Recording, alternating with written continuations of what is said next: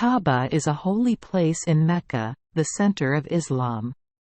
Visiting Kaaba holy place is the duty of every Muslim. During the visit, one must walk around the holy see and perform other rituals. Legend has it that once pious pilgrims circled the holy Kaaba. Suddenly they saw a man kneeling on the floor of the holy see, and while kissing the ground he frantically prayed to Allah, and quote, "O my Savior, please make her angry with her husband again, and again treat me again." End quote. Hearing those words, the pilgrims immediately grabbed that person and took him to the group leader. When they arrived, they told their boss, "Sir, we found this person at the holy Kaaba, where he dared to say impudent words." The leader ordered the pilgrims to hang him. "Sir," cried the poor man, "may Allah bless him. First, please listen to my story, and then do whatever you want with me." "Okay," the boss agreed. "Try telling me what and number 39's going on." "Sir," that person began his story, "I work at a cattle slaughterhouse. My job is to clean up blood and dirty feces after slaughtering animals and throw them into the trash. One day, while I was leading a mule loaded with dirty manure along the road, I suddenly saw people running in fear at the intersection and looking for cover. There was a person running and screaming at me, and quote, 'Go back to the alley now, or someone will kill you now,' end quote. End quote. What a number 39's going on that and number 39's got everyone running around like that, end quote. I ax. End quote. A nobleman and number 39's wife passed by. End quote. He answered. The servants drove people off the street and beat them with sticks without any explanation. I quickly drove my mule into an alley to wait for the beating to end. At that moment, a group of soldiers with sticks in hand appeared. Behind them were 30 women, and in the middle was a beauty, as graceful as a willow branch, suffocating from the heat. She is the embodiment of gorgeous perfection and grace. The maids clung to her and obediently did what she wanted. When they reached the alley where I was standing, she saw this person and turned around, called a eunuch and said something to him. The eunuch ran up and grabbed me. Immediately after that, the servants also came running. One dragged the mule away, and the others tied up the wretched man and dragged him along. I didn't and #39 understand where they were taking me and what crime they were arresting me for, but when everyone saw me being treated like that, they screamed, and quote, "Aaron and #39, you afraid of the crime? He and number 39's a poor drug addict.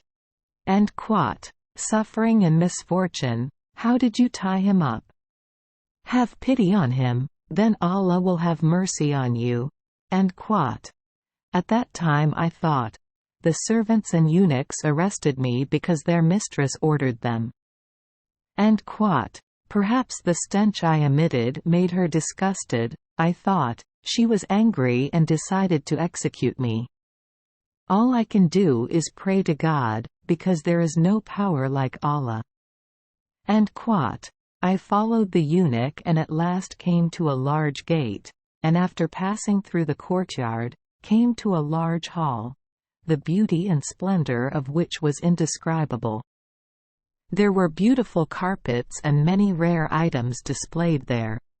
I stood in the middle of the eunuchs, and at that moment the women also entered. End quote. Now they torture me to death, and so I have to say goodbye to this world, without anyone mourning. End quote. I think at that moment the servants arrived and led the poor man to a splendid bath where 3 slaves stripped me of my tattered clothes. One guy washed my feet, the second guy washed my hair, and the third guy washed my back. After bathing me, the servants brought me a new set of clothes made of beautiful fabric and told me to wear them. And quote, "Oh my God, I don and number 39. Know how to wear this." End quote. I said. So they left and gave me a new set of clothes. After that, they brought perfume and sprinkled it on me, then led me to a room. I saw a gorgeously dressed young woman sitting on a bed with ivory legs, surrounded by many maids ready to complete the task. Any command from her. Seeing me, she stood up and invited me closer. When I approached, she invited me to sit next to her and then ordered the waiter to set the table. Immediately, the maids brought out and placed on the table delicious and rare dishes, the names of which I did not even know, because I had never tasted them in my life. I ate so much that my navel was full. After the dishes were served, the host brought out fruit for me to taste. After I had eaten the fruits, she ordered many wines to be brought out and the cups were filled to overflowing. Just like that, we enjoyed the night. Then the beauty asks, "Where do I live?" and I told her the name of my street.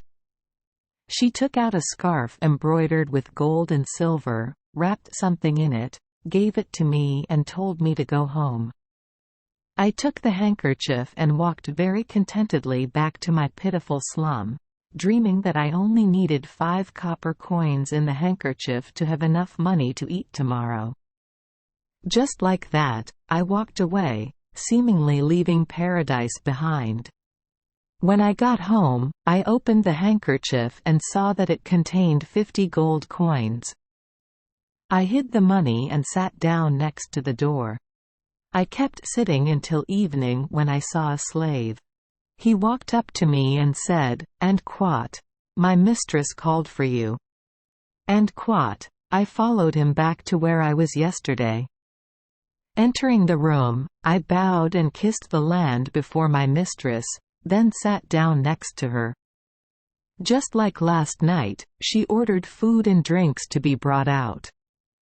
And when I was about to leave, she gave me a towel containing 50 gold coins. After receiving the gift, I quickly went home and hid it. Just like that, the work went on for 8 days.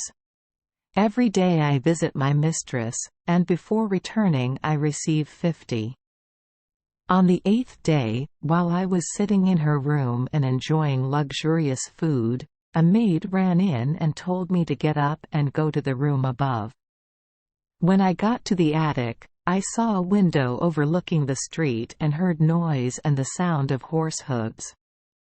Through the window, looking down the street, I saw a young man, as beautiful as the full moon, riding a black horse towards the house. He walked surrounded by many soldiers, servants and servants. He quickly entered the room where the mistress sat on a beautiful bed, kissed the ground in front of her and then kissed her hand, but she did not answer. Undeterred, the boy continued to give her his attention and strict obedience, until she made up with him. As for me, I was forced to stay the night in the attic.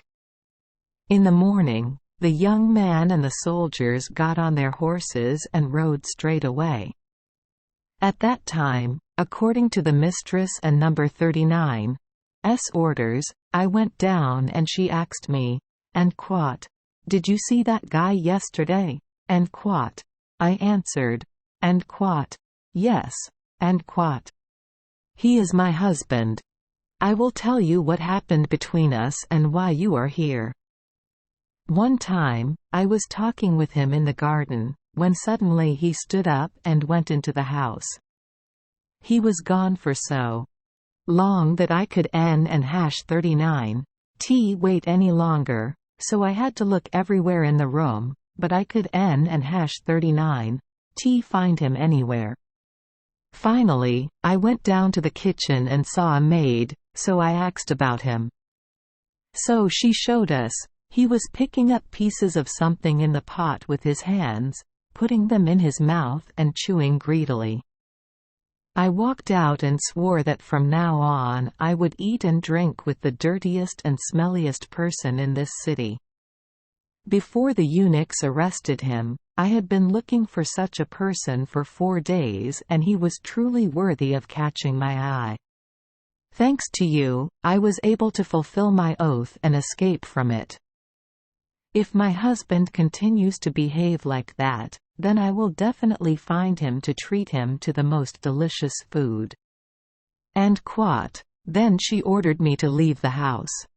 So I had to leave her, and in my hand there were 400 of gold coins to spend. And today I come here to pray to the great and glorious Allah, so that the beauty and number 39's husband will behave like that time again. At that time, she will definitely call me. After listening, in that story, the delegation leader ordered the drug addict to be released and told those present, "Dear Allah, you must pray for him, so that he can enjoy the blessings from heaven." Thank you for joining us for today's fairy tale. We hope these stories bring joy and meaning to your day. If you love our channel, please hit the subscribe button so you won't miss any exciting tales. Wishing you a good night and sweet dreams. See you in the next story.